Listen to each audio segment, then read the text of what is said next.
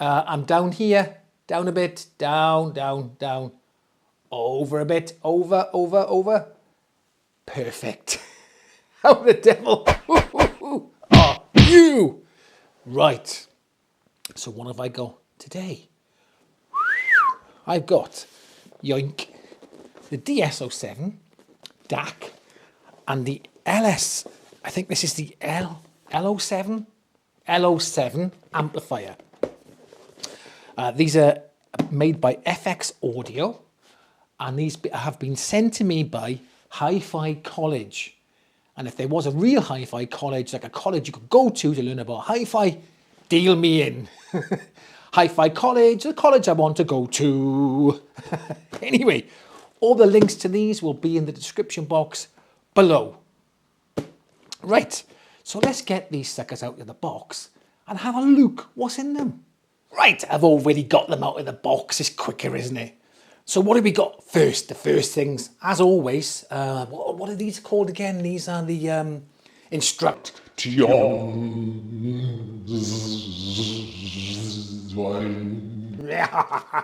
There you go. Right, let's start with the amplifier first, the LO7.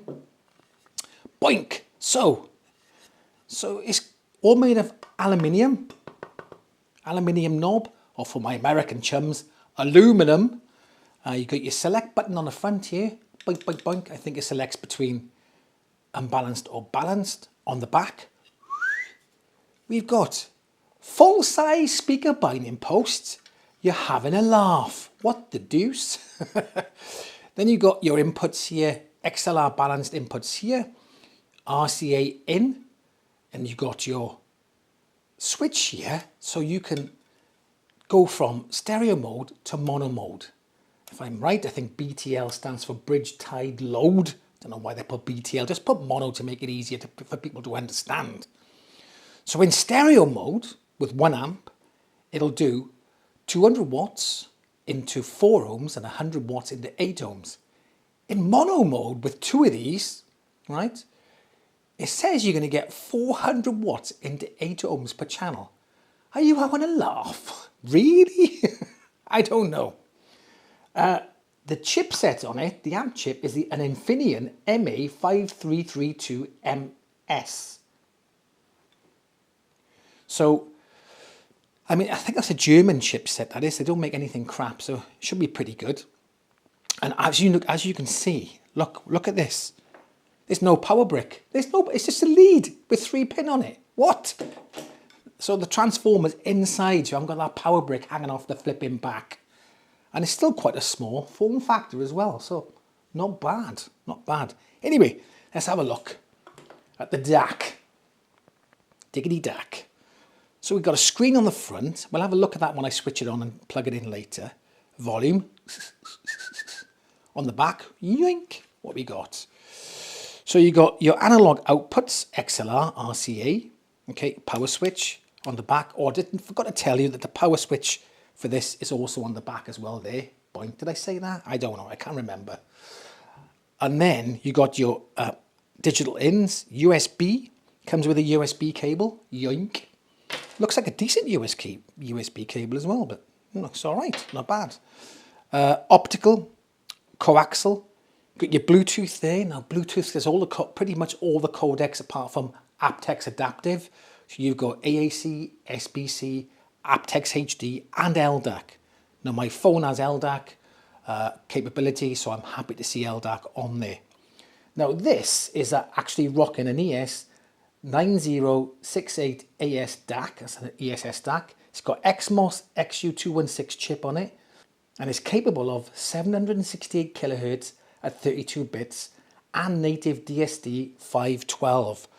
Ooh! So, you know, the specs are pretty good on both of these. So how do they sound? We'll see in a bit. Oh, and you've got a remote. There's a Bluetooth antenna there. Right, you got the remote here. Now it says EQ. I'll have to see, is that preset? Can you change it yourself, or is it manual or what? We'll have to have a look.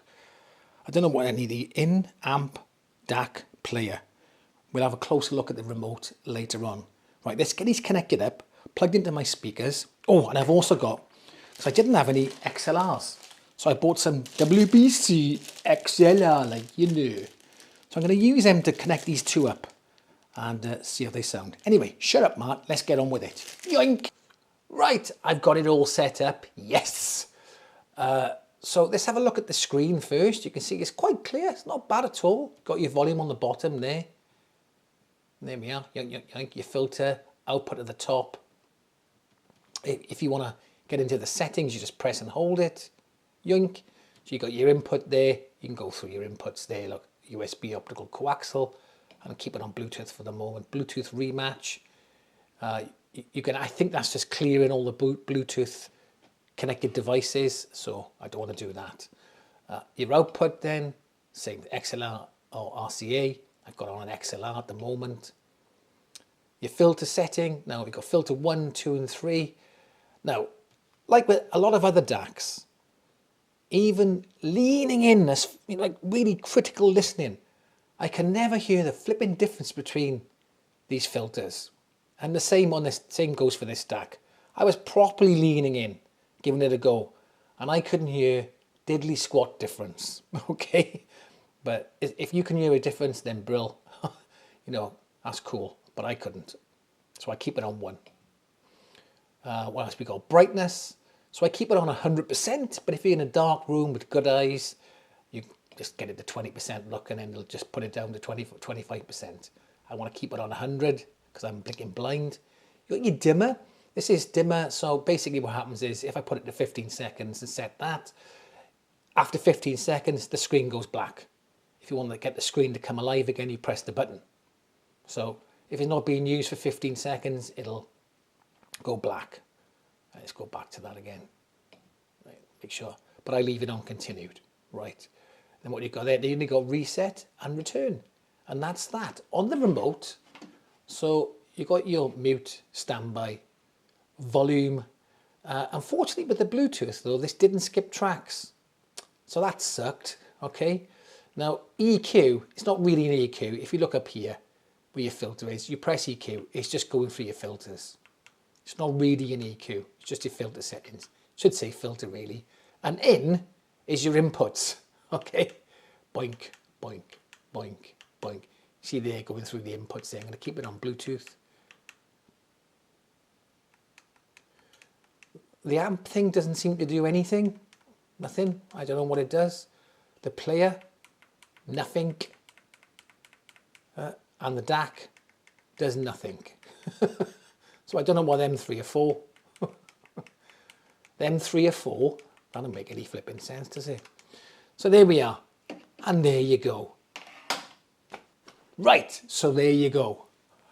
Now, before I go on to how it sounds, or how they sound, there's something that's bugging me a little bit annoying, that I think you should know about. It may not bother some people, but it bothers me, okay? So when you're playing music, if it doesn't detect a signal after 2 or 3 seconds, it does a clicking sound, click, click, and it clicks off. Then when it picks up a signal again, it takes about a second to click back in. Now the problem with that is that say you stop and pause a track and restart it. You miss a split second of that track. Or for instance, if you want to go back to the beginning of the track and play it again, you miss the split second of the beginning of the track while it clicks back in. Personally, I think 3 seconds is too short.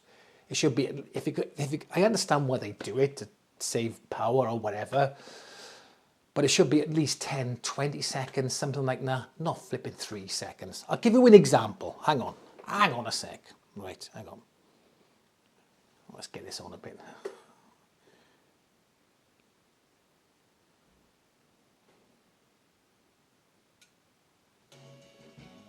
Right, the music's playing now. Right. Now, when I put, I'll take this off and I'll put it next to there so you can hear it go clickety click, clickety click, click, click. Right. So I'm going to pause it now.